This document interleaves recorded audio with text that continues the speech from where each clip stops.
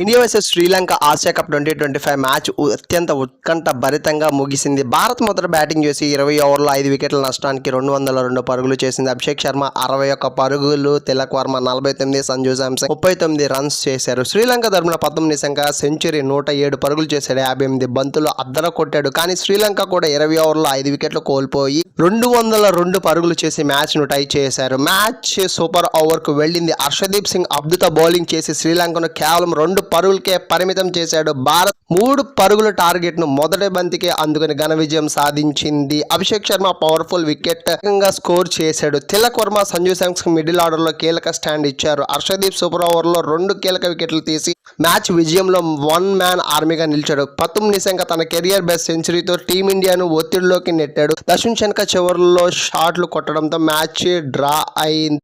Subscribe for more Asia Cup 2025 videos. Thank you all. Keep watching.